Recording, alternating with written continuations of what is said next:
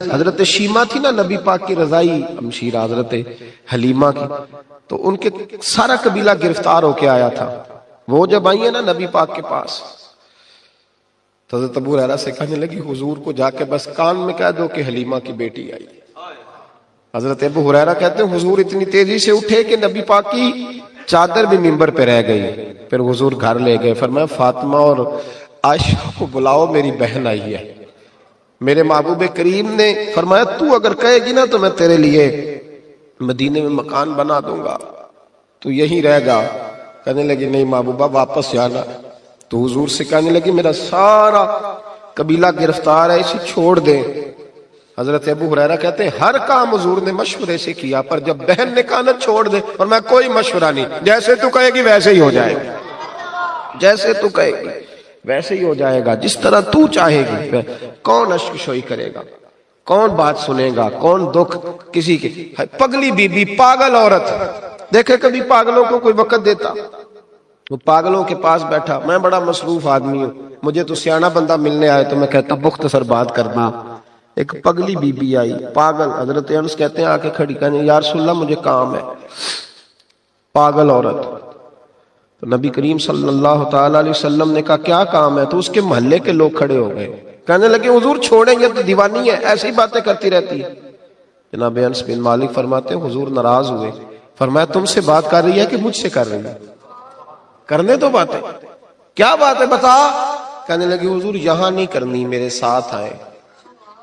نبی کریم اس کے پیچھے پیچھے چلنے لگے. جناب انس فرماتے ہیں کہ صحرا میں لے گئی، نبی پاک ریت پہ بیٹھ گئے، سامنے بیٹھ گئی. کہنے لگی حضور بچوں کو منع کریں مجھے روڑے مارتے. فرمایا میں کہہ دوں گا آپ نہیں کریں گے. حضور میرے گھر والے میری بات نہیں سنتے. فرمایا میں سمجھاؤں گا. یا رسول اللہ یہ پاگل کہہ کے چھیڑتے. حضور نے فرمایا ایک کوئی نہیں کہے گا، میں منع کر دوں گا. حضرت انس کہتے ہیں دیر تک حضور کو ریت پہ حضور بیٹھے. یار یہ بھی سنت ہے میرے نبی، صرف کھانے کے درمیان میٹھا کھانا ہی سنت نہیں میرے بھائی، یہ بھی نبی پاک کی سنت ہے، یہ بھی رسول پاک کا طریقہ ہے.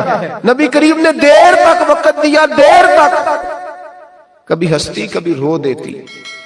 حضرت انس کہتے ہیں میں نے یہ انداز بھی دیکھا جب وہ ہستی تو حضور بھی ہستے. کبھی کو پاگل کے غم سن کے بھی رویا. لیکن ایسا کوئی محبوب کہیں ہوگا نہ کہیں ہے، بیٹھا ہے چٹائی پہ مگر عرش نشیں ہے. میرے محبوب نے کھول کے باتیں سنی، کھول کے اپنی مرضی سے کہنے لگی محبوبہ میں تھک گئی ہوں اب آپ جائیں. حضور میں تھک گئی ہوں آپ جائیں.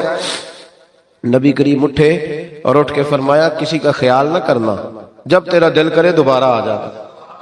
یار یہ حسن ہے، یہ وقار ہے کہ تو اشک شوئی کس طرح. میں نہ بھی انتظار کر رہا ہوں، میں بھی انتظار کر رہا ہوں کہ ایم این اے آئے گا تو اس غریب کی مدد کرے گا. میں ابھی انتظار کر رہا ہوں کہ ایم پی آئے گا تو اس کی مدد کرے گا. میں ابھی انتظار کر رہا ہوں کہ بہت بڑا سیٹھ آئے گا تو مدد کرے گا. جب محلے کا اور گاؤں کا چودھری کسی غریب پہ ظلم کر رہا ہوتا ہے تو میں اپنے بچے کو کہہ رہا ہوتا تو نہ اس لڑائی میں جانا، ہمیں کیا لگے. تو کون پھر اس کا ہاتھ، ظلم پھر ختم کیسے ہوگا؟ پھر کیا طریقہ ہے ظلم ختم کرنے کا؟ جب کوئی ظالم کو ظالم کہنے کوئی تیار نہ ہو. وہ زمانہ جب نبی کریم صلی اللہ تعالی وسلم مکہ شریف میں اعلان نبوت فرمایا تھا تو سارا مکہ مخالف ہو گیا، سارا مکہ. ایک وقت عروج کا ہوتا ہے، ایک وقت ایسا ہوتا ہے جب غربت ہوتی ہے، ابتدا ہوتی ہے. اسلام پر غربت کا زمانہ. قبیلہ بنو آراش کا ایک شخص مکے آیا، وہ کہتا ہے میں چھوٹا سا تاجر تھا. میری باتوں کی سمجھ تو آ رہی ہے نا آپ حضرات کو؟ جو نہیں بول رہے انہیں بھی آ رہی ہے. اللہ تعالیٰ آپ کو جزا دے. بس ایک دو بات اور عرض کرنی ہے آپ حضرات. حضرت طارق بن عبداللہ رضی اللہ تعالیٰ عنہ اس کے راوی ہیں، فرماتے ہیں وہ بنو آراش کا رہنے والا شخص آیا. وہ کہتا میں چھوٹا سا تاجر تھا، بیوپاری تھا. میں گاؤں سے جانور اونٹ گھوڑے خریدا کرتا، مکے میں لا کے بیچتا، مدینے میں لے جا کے بیچتا، طائف میں. میں ایک دفعہ نا بڑے سرخ رنگ کے خوبصورت 2 اونٹ مکے لایا. میں مکے کے لوگوں کو زیادہ نہیں جانتا تھا، منڈی میں جو لوگ آتے جاتے تھے انہیں جانتا تھا، مال بیچ کے چلا جاتا تھا. آج میں مکے میں داخل ہوا تو ابو جہل مجھے کہنے لگا یہاں ایک شخص نے دعویٰ نبوت کیا، اس کے قریب نہ جانا. میں نے کہا ٹھیک ہے نہیں جاؤں گا. میں نے اونٹ دکھائے تو ابو جہل کو پسند آ گئے، سودا ہو گیا، اونٹ خرید لیے. وہ شخص کہتا ہے کہ اونٹ خرید کے نا تو کہنے لگا فلاں محلے کی فلاں گلی کے فلاں کونے میں میرا گھر ہے، کل آ کے پیسے لے جانا۔ کہتے میں اگلے دن پیسے لینے گیا تو کہنے لگا آج نہیں میرے پاس، کل آنا۔ میں اگلے دن پھر گیا پیسے، کہنے لگا نہیں کل آنا۔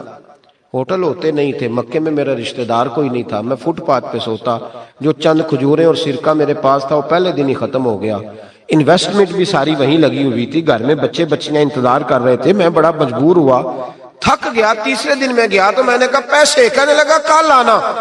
میں نے ذرا دبا کے بات کی، میں نے کہا یار میری کوئی پھپھو تو رہتی نہیں مکہ مکرمہ میں، غریب آدمی ہوں، میرے پیسے دے میں جاؤں۔ جب دبا کے بات کی تو کہنے لگا جا دوڑ جا، جہاں سے ملتے ہیں لے لے، بھاگ جا۔ یہ تاجر جب ڈوبتے ہیں نا تو معاذ اللہ تعالیٰ کچھ تو ایسے ہوتے ہیں جو خودکشی کر کے مر جاتے ہیں، اس لیے کہ بڑے لوگ ان کے ساتھ وابستہ ہوتے ہیں۔ جب کسی کی اصل راہ سے ڈوب جائے کہتے ہیں میں کانپنے لگا۔ میں نے پوچھا لوگوں سے کہ تمہارے چودھری سردار بڑے کہاں بیٹھتے ہیں؟ تو کہا وہ جو حرم مکہ کے ساتھ ٹولیاں بنا کے بیٹھے ہیں نا وہ سارے ہمارے سردار ہی ہیں۔ کہتے میں وہاں گیا، ابو سفیان تھے، ابو لہب تھا، عتبہ، طیبہ، شیبہ، ابو البختری، اخنس بن شریک، سب بیٹھے۔ میں نے جا کے کہا یارو میں بنو عراش کا رہنے والا ہوں، چھوٹا سا تاجر ہوں، 2 اونٹ یہاں لا کے بیچ بیٹھا ہوں تو ایک شخص نے خریدے ہیں، وہ پیسے نہیں دیتا۔ کہتے عتبہ بولا یا ابو سفیان بولا، کہ کون ہے جو تیرے پیسے کھا گیا؟ طاقت ہے کسی کی نام لے؟ تو کہتے میں نے کہا اس کا نام ابو جہل ہے۔ جب میں نے یہ کہا نا تو کہنے لگے اوہو وہ تو پیسے نہیں ملتے تیرے، تو بڑا گنڈا ہے، تو بہت بڑے بدماش کے پاس لگ گئے، وہ تو نہیں پیسے ملنے لگے، کبھی نہیں ملتے۔ فرماتے اب میں کانپا، اب تو میری امیدیں ٹوٹنے لگیں، اب میرے آنسو چھلکنے لگے۔ تو ایک شخص نے نا مذاق کیا، ادھر دیکھیے گا میری طرف، مذاق کیا، کہتے ہیں سامنے نا خانہ کعبہ کی دیوار کے ساتھ ٹیک لگا کے رسول پاک تشریف فرما تھے، نبی کریم بیٹھے ہوئے تھے، نبی کریم۔ تو ایک بندے نے معاذ اللہ ثم معاذ اللہ نقل کفر نہ باشد، اس نے نا مذاق کیا، کہنے لگا وہ جو بندہ بیٹھا ہے وہ تیرا مسئلہ حل کر سکتا ہے۔ کہتے ہیں اس نے مذاق کیا، باقی ہنسنے لگے۔ مجھے سمجھ نہ آئی کہ بھیجتے بھی ہیں اور مذاق بھی اڑاتے ہیں، لیکن ڈوبتے کو تنکے کا سہارا میں حضور علیہ السلام کے قریب پہنچا۔ نبی کریم کچھ وظیفہ پڑھ رہے تھے۔ یہ غریب آدمی نا بیچارہ وزیر سے بھی ڈرتا ہے تو پیر سے بھی ڈرتا ہے کہ کہیں طبیعت پہ کوئی چیز گرا نہ گزر جائے۔ تو کہتا ہے میں ڈرتے ڈرتے نا پیچھے بیٹھ گیا کہ فارغ ہوں گے تو میں بات کروں گا۔ فرماتے میں ابھی پیچھے بیٹھا ہی تھا، پورا بیٹھا بھی نہیں تھا کہ میرے رسول پاک نے میری طرف توجہ فرمائی، رخ میری طرف پھیرا، 2 جملے نبی پاک نے کہے تو مجھے یوں لگا جیسے پردیس میں مجھے ماں مل گئی ہو۔ 2 جملے، پہلا فقرہ حضور نے فرمایا پردیسی لگتے ہو، اور دوسرا فقرہ فرمایا پریشان لگتے ہو۔ فرماتے ہیں بات چھم چھم میرے آنسو گرے، چھم چھم۔ اور بھائی کوئی اپنا ملے تو رونے کا مزہ آتا ہے نا، کوئی دکھ پوچھے تو پھر بندہ آنسو گرائے نا، ہر ایک کو تو دکھ سنائے بھی نہیں جاتے۔ وہ شاعر اردو کا ہے، آپ کی سمجھ میں آ گیا تو بڑا اچھا ہے۔ اس نے کہا تھا کہ ہجوم غم میں بھی توہین ضبط غم نہ ہوئی، ہم اس احتیاط سے روئے کہ آنکھ نم نہ ہوئی۔ ہجوم غم میں بھی توہین ضبط غم نہ ہوئی، ہم اس احتیاط سے روئے کہ آنکھ نم نہ ہوئی۔ ہم روئے بھی ہیں پر ہم نے کوشش کی ہے کہ کوئی ہمارے آنسو نہ دیکھے، چھپ چھپا کے روئے۔ فرمانے لگے نبی رحمت صلی اللہ علیہ وسلم نے فرمایا پردیسی اور پریشان لگتے ہو۔ کہتے میں جب رویا نا تو کریم رسول نے کام بھی نہیں پوچھا، یہ بھی نہیں پوچھا مسئلہ کیا، مجھے تبکی دی۔ فرمایا چپ کر، روتا کیوں ہے؟ جیسے تو کہے گا ویسے ہی ہو جائے گا۔